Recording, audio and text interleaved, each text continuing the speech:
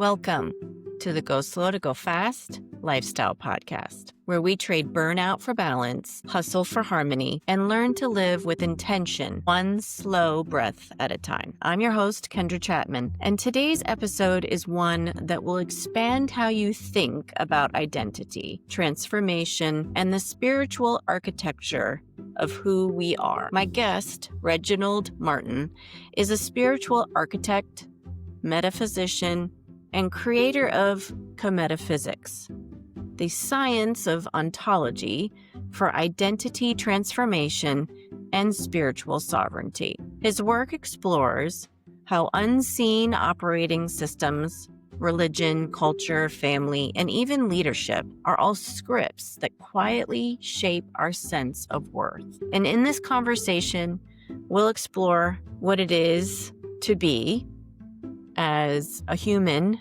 in this experience on Earth, and the Kemetic ancient wisdom, as well as paradoxical Heka, his master protocol that integrates inner conflict through breath, voice, energy, and symbolism, and how reconnecting to these ancient foundations can accelerate deep transformation in moments, not years. Reginald, I just want to say thank you for being here and agreeing to sit down with me today for this discussion.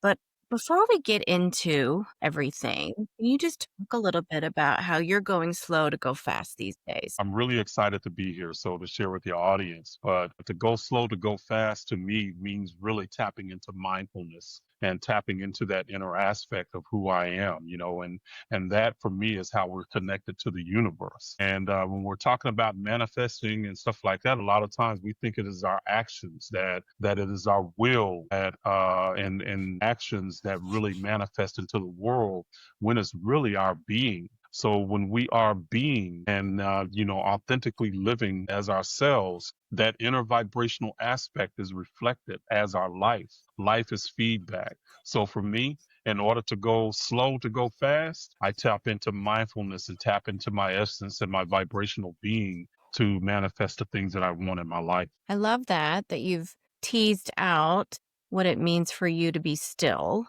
Do you mind just leaning into that a little bit more for our listeners and viewers when you say that you use the mindfulness practices and with your being? What would that look like for you in the morning Yeah, or in the evening? yeah. So for me, Kendra, and this comes from the foundational perspective of really a lot of things what I teach is really from an ancient Kemetic, an African perspective of we are souls having a human experience. That is the essence of who we are. Okay. So in this context, you're not trying to elevate yourself or a certain level. The soul becomes your baseline. That vibrational essence of you becomes your baseline. So when you can tap into that, then you can know when you're off base, so to speak. Okay. And for me, the idea that me as a vibrational being, as a soul having a human experience, the baseline for that essence is joy. And any Mhm. time that you are off track and you're not feeling joyful or moving through your joy, then you are off base. So for me to tap into that joyous state is being mindful and is tapping into that essence of who I am. And that helps me to recalibrate or to stay calibrated through my day. I'll even set an intention for when I wake up in the morning that I'm going to frame my day as today is my temple and all of my actions are an offering to stay balanced and in alignment with the universal aspect of who I am, the source of my essence. I like how you grounded that thought in that you set every day's intention in that space, and then if you aren't feeling joyful, then you know that you've got some, I guess, recalibrating to do. Yes, yes, because a lot of times the way that we have been taught is, and this is where I talk about too, there's a difference between, so I talk about ontology, okay? And ontology is the idea of being, okay? So a lot of times the way I was I was raised in a religious setting to where we had an ontology of brokenness. Okay. In other words, we were born sinful, born wicked. Something was wrong with us right out the gate. So from the before, the bottom line is that Christianity came from this ancient Kemetic source through the Greeks, through the Gnostics. But their teachings were that we are whole, we are divine from the beginning.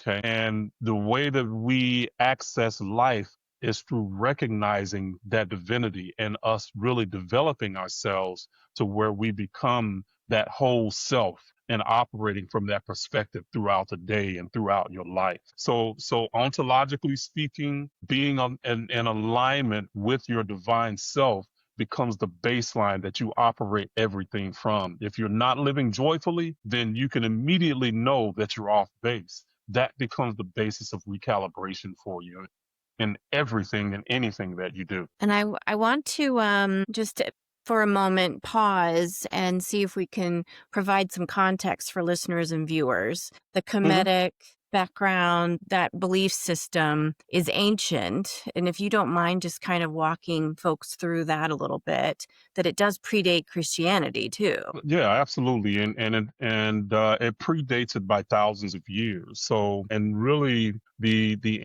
ancient Kemet is really prehistoric Egypt. So that is one of the ways that we can know the area that we're talking about. So this is, in the ancient Mediterranean area, and this is a civilization that existed. Ancient Egypt existed 10,000 before at least Christianity.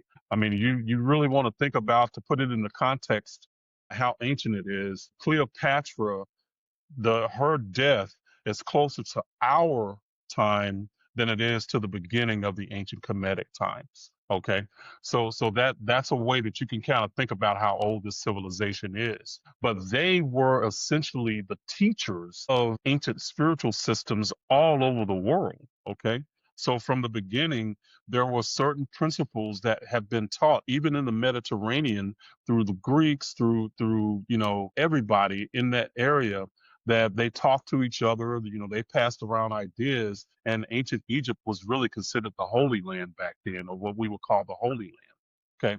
So these ancient spiritual systems, they had a philosophical foundation. Okay. But then when Christianity came on the scene, they changed these philosophical foundations to something different. Okay. They really distorted a lot of the ancient spiritual ideas. You can go back and trace them through symbolism and mythology, but it's hard to trace it when you from a religious perspective. When you see everything from a literal perspective, then you lose the contact with the symbolic essence of what those teachings were. And you think that Christianity tells us that what they taught was something new and revelatory, when in reality, what was new was not true, and what is true was not new. I'm thinking many gods, mono versus poly. The mono idea came from ancient Kemet, so the monotheistic idea.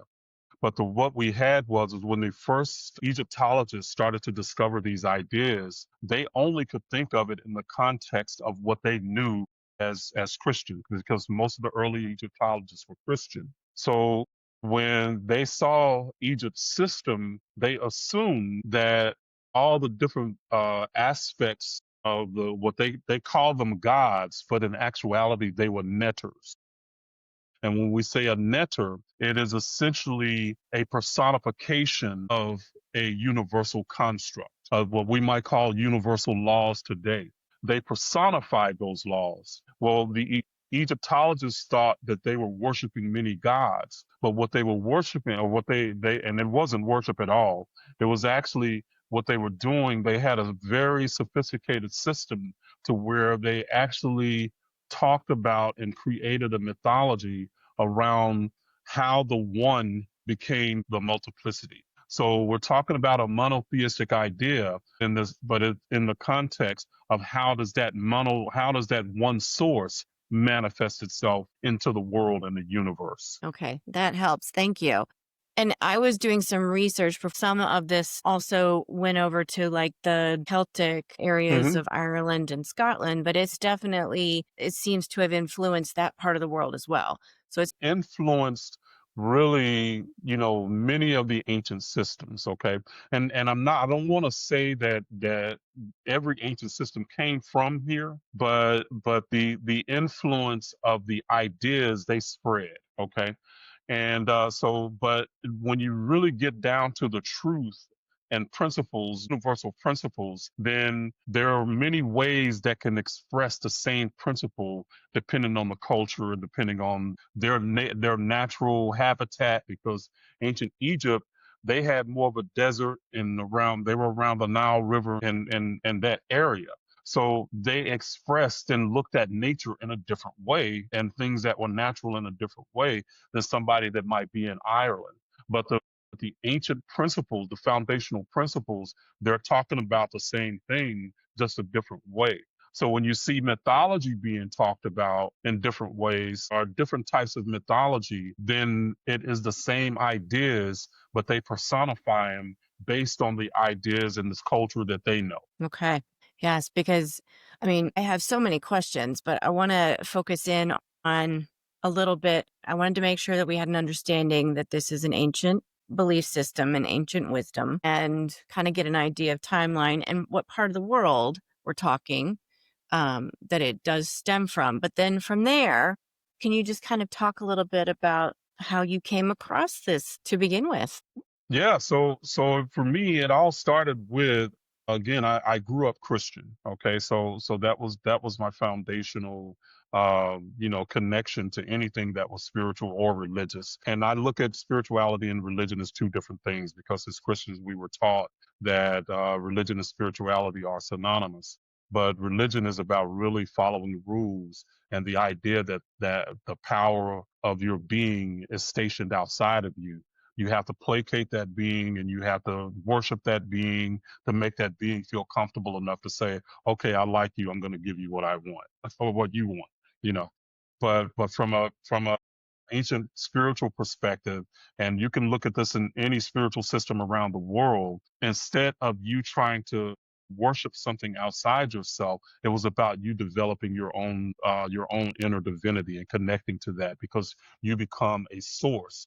Or an expression of the source. Well, today we might have those same ideas. We might say that the universe is we are a holographic expression of the universe. In other words, we are the source just in human form. So many of the ways we'll talk about these same ideas, but we'll just mention them in different ways today. But it's the same general principle is that there is only one source and we are an extension of that source. Yes. But Yes. but how I came, you asked me how did I come across that, was it just came to me through living life, and I went through some difficulties, went through a divorce and different things, and so it was me trying to grapple with really reconciling all the things that I was going through.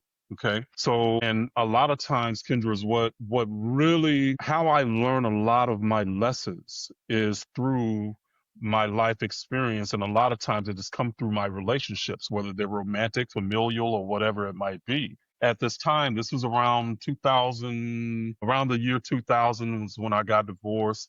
And believe me, I was going through it from 2000 to for a number of years, about 4 or 5 years. I remember reading a book that says it usually takes a person 5 years to really get the divorce, to really detach yourself from everything emotionally and logically from it.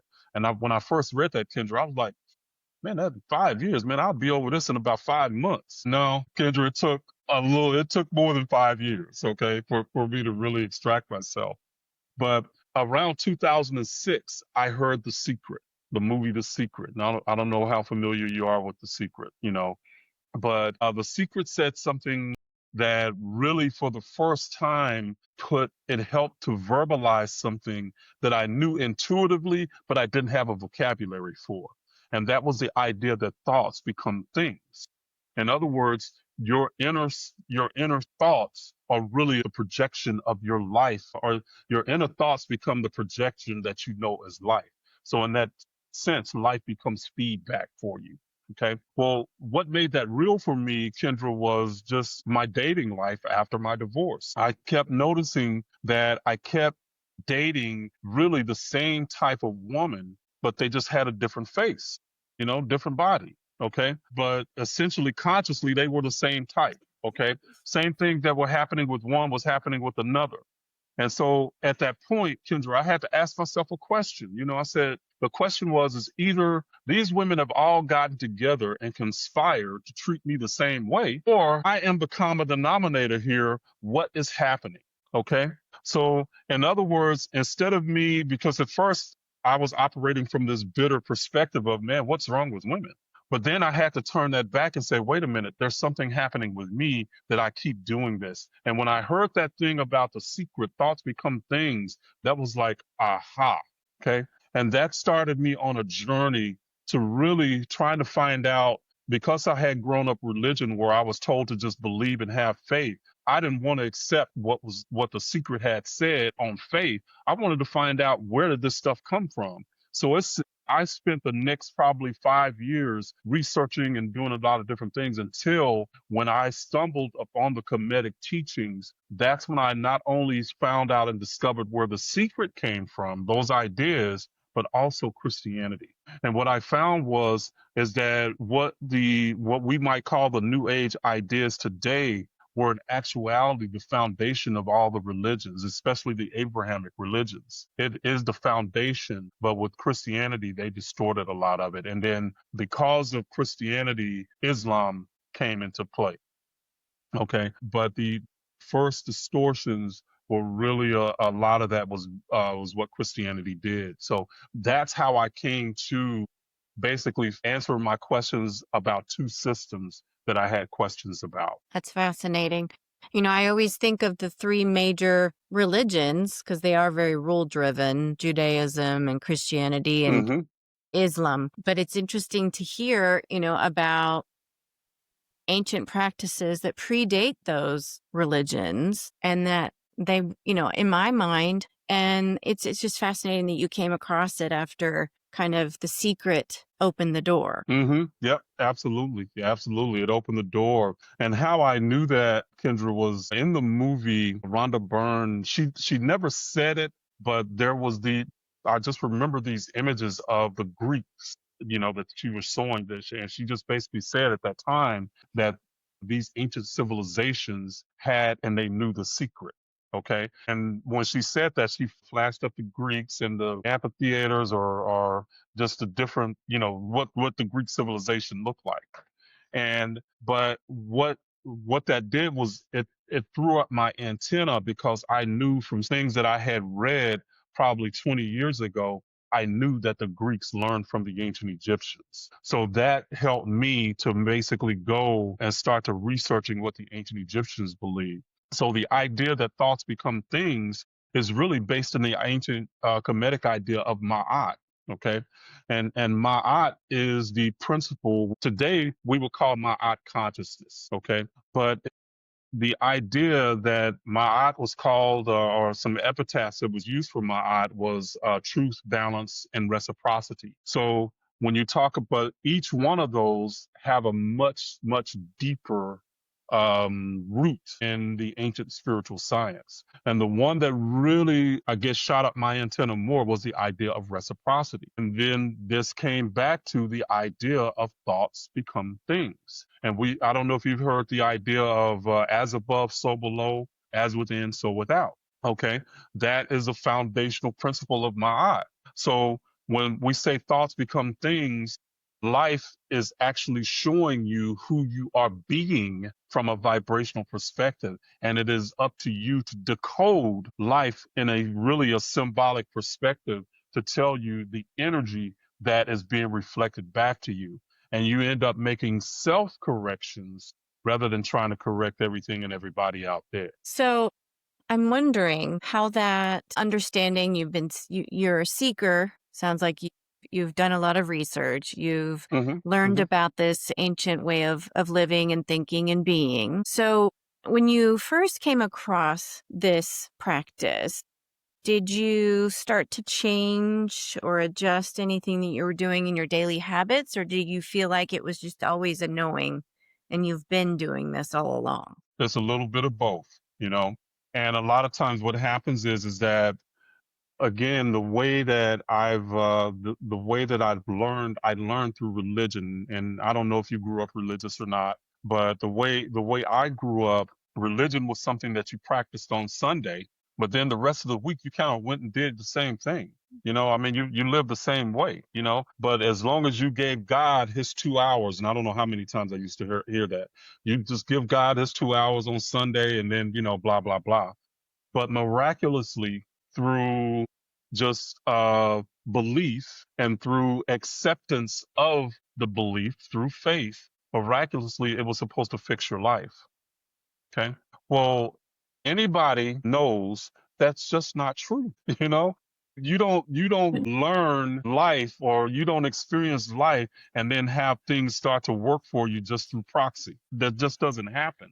You know, you go through things, and going through things is how I started to discover there are certain principles that all human beings experience. There are certain things that happen and certain principles that work no matter what walk of life you come from, no matter who you are, no matter what the culture. And that's what these ancient principles were teaching, was they ended up being mental technology, a technology that helped you to really, again, go back to what I was saying before, help you recalibrate and get back on track when you off track. But you have to really reframe a lot of these ideas from I'm broken to accepting the idea that I'm divine. And then that gives you a whole new frame in which to operate from. Yeah, like you, I grew up in a very religiously rule-driven household. I was Irish Catholic, brought up, and I Hmm. went to mostly Catholic school most of my school years. But like you, I started to question, when I would see misalignment in message versus action, right? Hmm. And then just constantly that cycle of, well, I get the golden rule, do unto others as you would have done to you. I think that is basic ancient wisdom. But Yes. all And the other every things, system has that golden rule, every one of them. mm-hmm, And there's a yep. common thread. Mm-hmm. So I think like you and like me and many others out there listening, however you were raised and whatever your belief system is, when something is true and when something needs to be questioned further. So when you started doing more of that, questioning what you believed and then what you were doing and how you were going to work that into your practice, major change. Yeah, what ended up changing, Kendra, was me and the way I moved through life. Okay, because I still have my ups and downs, because but it's a way that I've chosen to live my life that I never want to ever look back on my life and say, what if I would have? I never want to look back on my life with regret. So that means I take chances and risks. Okay. I don't always like what's happening with me emotionally when I'm going through it, but it's just something that I've chosen to do. So the way that I look at it is, Kendra, is how is it that we can live life and get centered in our storms? Okay. How do we do that? What do we use to do that? And if somebody and what I used to be told was just lay it at the feet of Jesus. Okay. That didn't work. Okay. So another thing I was told was just pray about it. Okay. Well, what I was finding is Kendra, I was given these ideas that were not working because I would pray about stuff, nothing would happen. Okay. The things that I wanted to happen. Matter of fact, the opposite things would happen. Okay. But there was people that I knew in my life that they weren't Christian and they weren't living righteously or the right way, but yet they were getting their prayers answered. Kendra, that's something wasn't right about that. I was like, well, what's happening here?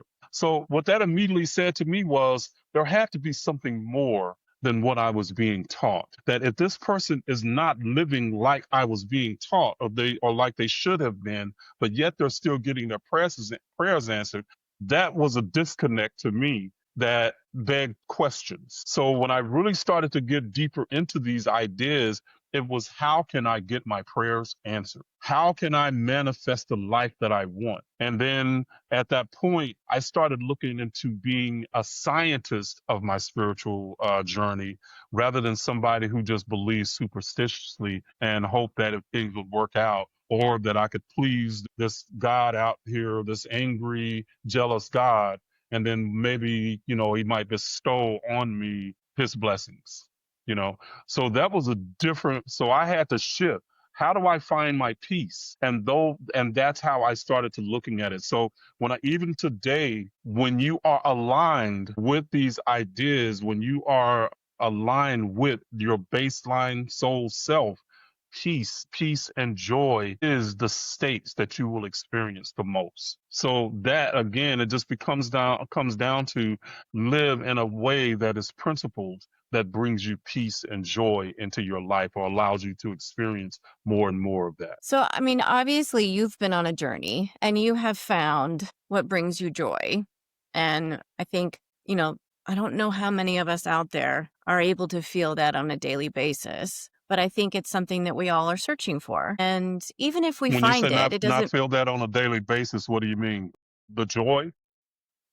right, or at least searching for the joy or seeking the joy or hoping to Okay. feel the joy every day. Yeah. Yeah. So, No, I know a lot do struggle with that. mhm.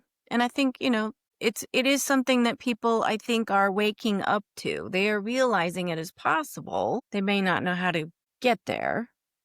Do you have any suggestions for somebody who's just starting to realize that they could have more joy in their life? They could have more peace. Yeah, and Kendra, I think a lot of it really, again, it comes down to, you have to be able to examine your belief. And from a psychological perspective, it's that we have to get into this metacognitive state, at some point.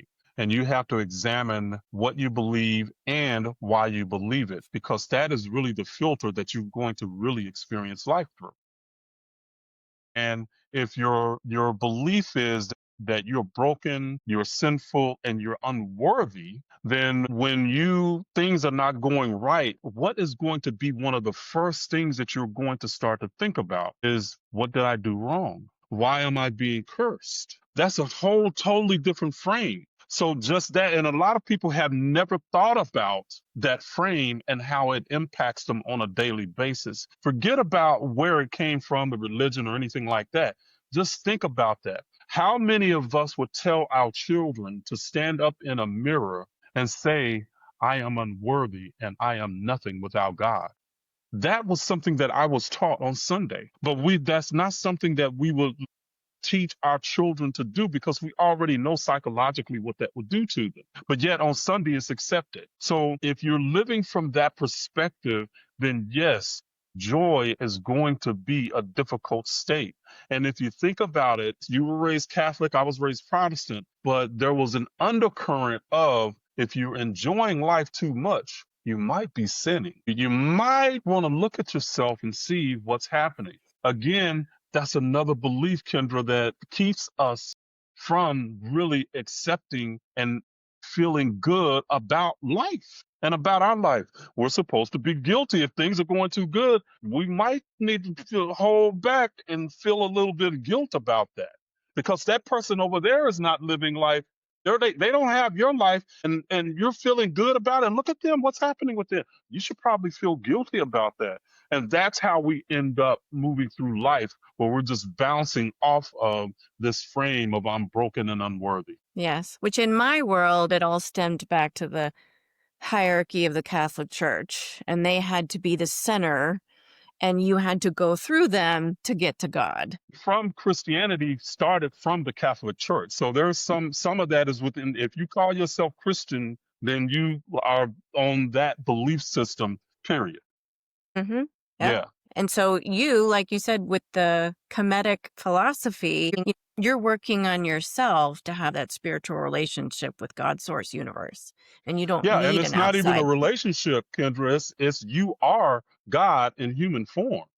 Okay, it's not a relationship, and that's again, it's moving from the idea that you're separate from the source. We are the source. And that's where actually, and understand that these beliefs came down from ancient Kemet, ancient Egypt, through the Greek Gnostics, because the Catholic Church was first. Many of the ancient fathers were actually Gnostics before they started the Catholic Church. They started the Catholic Church because of really they started to infighting with the Gnostics. So from a political perspective, really is really where ancient Christianity was born. From a political perspective is where the Bible was born, because most systems didn't have rule books like that. Okay. So they started all of that.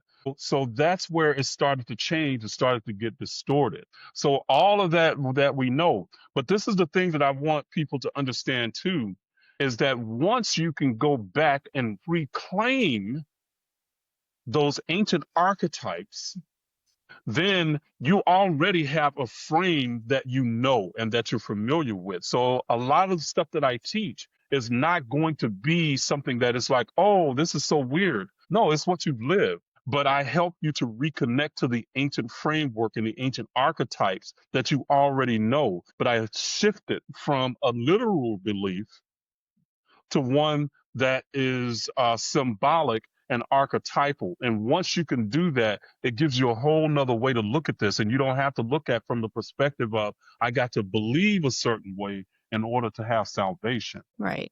Or be guilty if I am having too much Yes. joy in my life. Right. Yes. You don't, your baseline. You should be feeling your joy, you know? And I can take that from a practical perspective, Kendra, is one of the ways that I have used that to actually in my life is that there was a time that I was dealing with stuff and I was going through depression, deep depression. Okay. But what I did was is I knew this mental technology. I understood what I needed to do. There was nobody that was going to come save me. There was no pill that was going to right what was happening in me. I needed to do that. So one day I just said, you know what? I need to feel good. I want to feel good. So what I did was I ended up doing something that brought me joy. And one of those things is just researching these ideas. I love researching. I love learning these ideas. So what I said was, okay, I'm just going to start looking up, researching some stuff. And I had been depressed for a few days because of the things that I was going through. But then I started researching just being who I am, my authentic self, my I am. And then, 15 minutes passed. I was feeling good. I was enjoying myself. I wasn't watching the time. An hour passed, hadn't even watched the time. I was just doing something I enjoy. Then a couple hours passed. I was just doing something I enjoy. But it was because in that moment, what I look at that is I let joy be my guide out of the darkness. Okay. I let the light of joy within me guide me and pull me from the darkness. And one thing led to another, and I wasn't depressed anymore. I started doing some other things and started creating some more content, some videos from my place of joy. So that to me is the practical application of this idea that you let joy be your baseline. Mm-hmm. Which, it's something that I hear many are looking for, is to be able to enjoy the work they do every day so it doesn't feel like work. And I think that is joy for Yeah, sure. absolutely. And there's a thing too, Kendra. It's like we are in a society where we live through our obligations. We live through our sacrifices. Well, obligations and sacrifices are the opposite of joy. Mm-hmm. So if you're in a job that you hate, and trust me, I've been there. I'm in a job that I hate, but I have familial obligations and things like that. But what ends up happening is that we stay in that funk, in that mire, of depression and anger and all of that, those emotions, to how do I say, to meet our obligations. Society says that's what you're supposed to do. You're supposed to meet your obligations. But if joy is your baseline, then what that is saying is there's something else that you're supposed to be doing. So a lot of people say, I don't know what my purpose is. I don't know your purpose is to be joyful and authentic. And when you're living joyfully and authentically, you impact the consciousness of the planet. It's not about what you're doing, it's who you're being. And when you're able to live life through that joyous state of being, you impact the planet and the consciousness, and somebody can actually end up connecting to that consciousness, download it, and then start living their life in an authentic and joyous way. Okay? It's not about what you do, it's about who you are as an aspect of the creator who is being. There is a Bible scripture in the Old Testament where Moses says to on the mount, he's speaking to God and saying, "Who shall I say sent me?" And the scripture says, "You tell them, I am sent me." Okay. Now think about that. I am sent me.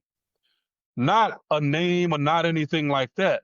I am, because anything that follows I am is. Anything that follows when you say I am, it is who you are. It is your being. And if you say I am broken, guess what? The universe is going to reflect that. It's about reciprocity. You're broken. The universe is going to confirm that, send you all of the people and circumstances to confirm what you are. That's a totally different way to think about this and a totally different way to operate. And this is what I'll say to this as well. I'm really talking about some things that really is a major shift in thinking. And what we've done through Christianity is a lot of times it becomes really this intellectual pursuit, okay? Where the mind takes primary, where your essence is something that is really in an energetic state, where you're really going beneath what the mind has been structured on. Okay. So it becomes the it's like the energy is and the mind becomes the scaffolding for the energy that you've built something on. So when you're operating from this idea of essence and joy, okay, it's not about belief at that point. It becomes who you're being. So I say, you can listen to me and you can hear this, and you're going like, well, should I believe that or should I not? I'll say, practice it for 30 days and see what your life is like. So you don't have to believe me. Be authentic. Live life through your joy and see what life will be like. And I'll bet you that you're going to see life in a whole new way and experience it in a whole new way. That's the power of these ideas, not just theoretical, they work. From looking at yourself, really, again, as your baseline is your joy. That is the baseline. You're connecting to the essence of who you are. And from everything there, then you have what I would call the permanence. And the ancients had actually a term that they called it the philosopher's stone. Okay. And the Philosopher's Stone was really about the idea of living from that permanence of who you are. It is something that is immovable. And you, as a soul, that permanent joy, that state that you live in, is immovable. And when you live from that immovable aspect of you, then everything else you can start to figure out, how do you align your life? How do you align what you're doing? If you're doing something and you're not getting joy from that, then that's a signal, not a curse, you know? Not that you're broken, it's a signal that you're out of alignment. And then you can start to look for, when is it that I really felt my joy based on things that I do in my life? That starts to be like breadcrumbs that you can start to kind of look for to see which direction that you might want to take your life in. The thing that you're going to have to deal with, though, is society going to say, what's wrong with this person? They're not doing what they're supposed to do. Okay. They're not living like they're supposed to live. You know, what's wrong with you? And then you start to go like, okay, wait a minute, people think I'm crazy. Okay. Then that becomes the part of, are you trying to please everybody else, or you're trying to live life from the joyous state that you want to and create life on your terms? Right. There was also something that I wanted to check in with you before I let you go about the paradoxical Heka's role in Mm-hmm. resolving inner conflict. Can you Mm-hmm. talk a little Mm-hmm. bit about that? Yeah. So this is a process that I've really discovered through studying the ancient concepts.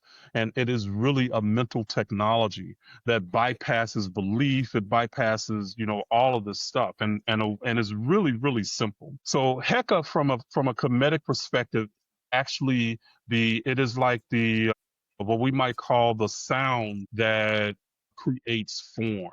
It is what everything is. It is really, they said that Heka was before the gods. Okay. And I'm just using the terminology that people understand, that it was before the gods. The gods used Heka, okay, to create. So paradoxical Heka is the idea that you're going to use sound as a foundational principle to really reorganize your energetic field. Because the way that they looked at us is that we are an amalgamation of nine energetic aspects. One of them we've heard of is called the aura. Okay. But that aura is something that is part of your energetic aspect. Okay. But you can literally program your field and reprogram your field, or reprogram the distortion out of it through the paradoxical Heka. Paradox means it is this and that. Okay, so that's just a simple way to acknowledge it and define it. Okay, but most people think that it's a contradiction when it's not. If you think about it, the universe is a paradox. There is light and dark. Okay, when you're walking, even your body operates in a paradox. Think about it. When you walk, Kendra, does your right leg and right arm go out at the same time, and then your left arm and left leg go out at the same time? Or does your right arm go out and your left leg go out, and then vice versa? Okay. If you think about it, that's a paradox. But in order to walk and move, you have to do both those things at the same time. Okay, in order to walk and move. So it's precedence for universal, that this is actually a universal idea. Okay, but how you do this is you're going to speak two truths that exist. And then what happens is your energetic system is going to organize around the higher truth, which is your permanent self. This is how I would do that. Say I'm I might be stressed out about the job, and I want to be successful. All of us. We want to be successful on our job, if nothing else, just to keep it so we can pay our bills. Okay. But you might say something like, even though at the moment I'm feeling stressed, so I'm speaking. So breath is conscious. When I'm speaking, you are literally programming your field. Okay. So I'm speaking it. So even though I might be feeling stress about my job and what I'm dealing with, I honor that stress. I honor the fear that I'm feeling, and recognize that I deeply and completely love and accept who I am. So I just connected that state that I'm feeling to the permanence of who I am, loving and accepting me. That's paradoxical Heka. What I just did is, what will happen is that when you know that it's worked, is you'll actually feel goosebumps. You might feel goosebumps. You might, if depending on what it is, you might break out crying. Okay, depending on what you're working with. Okay, but in that moment when that happens, the paradoxical Heka work, and you just started recalibrating your field. The more you do that, you end up raising your baseline. Okay. Because you got to think, the brain has already been, you've been doing certain things and living your life a certain way. The neurons in your brain are all connected in a certain way in a network. Well, when you start to speaking paradoxical Heka, it literally reforms the network, because you're actually reshaping the energetic scaffolding that all that network is built on. Simple process, but very powerful. And so that's just a way to kind of resolve that inner conflict that you might be going through. Yes, because what happens is that instead of a lot of times what we do in our society today is we try to bypass, meaning, well, everything is love and light when you're getting your butt whooped by life. Right. you know, Right. or we'll try, what's another term that I've heard, that we psychologically will try to pattern interrupts. Okay. But each one of those it ends up feeding the issue energetically, because you're trying to push against something. Whereas paradox says, wait a minute, both of these are true in the moment. State that. And then what happens is your energetic system is going to organize around the higher aspect of you, and it's going to reconcile it for you. You don't have to believe it, just practice it. Okay. So it goes beyond belief and taps into the energetic field underneath all of that, the scaffolding that's built those beliefs, the distortion that you built on top of the energetic beliefs. And then it actually reconciles everything for you. The more you practice it, the higher you raise your baseline to where you're living from your place of joy.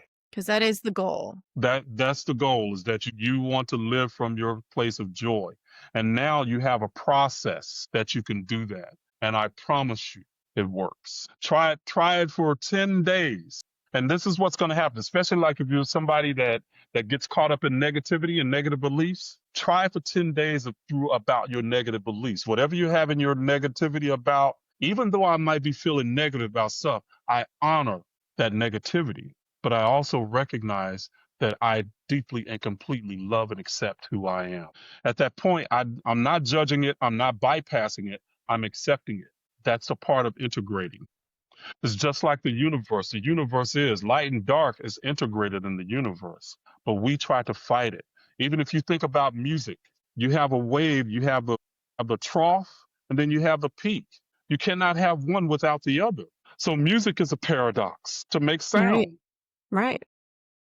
Same thing with you. Light and dark is who you are. It's a part of who you are. And in this way, Kendra, the shadow becomes fuel for your transformation rather than you having to try to fight it. I mean, this just kind of goes back to those Catholic beliefs of having to have a priest absolve you of your sins. You have to go to confession. And really, we have the power to do that for ourselves. We do. Because we are the light.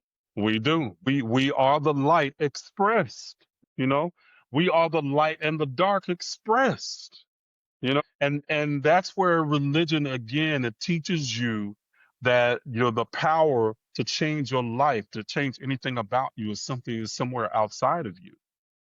Okay. That creates a dependence on the system in many different ways. But it not only creates a dependence on the system, it ends up creating blocks for our own self. Yeah. It ends up creating the idea that something is wrong with you. When you start from that perspective, and this is another thing, I'll give you one more thing. A lot of times people will ask, what is wrong with me? Okay. If you ask that question, you are going to get an answer. The universe is going to show you what's wrong with you. But from an ancient Kemetic perspective, you ask, what is this teaching me? That's a totally different frame.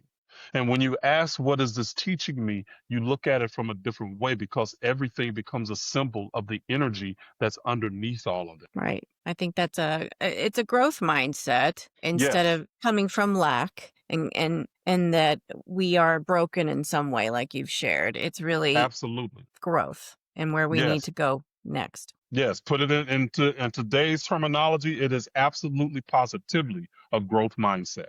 This is definitely getting me thinking more and more about ancient wisdom and what we've all just known inside of us to be true. We just have to trust it. Bingo. You hit it.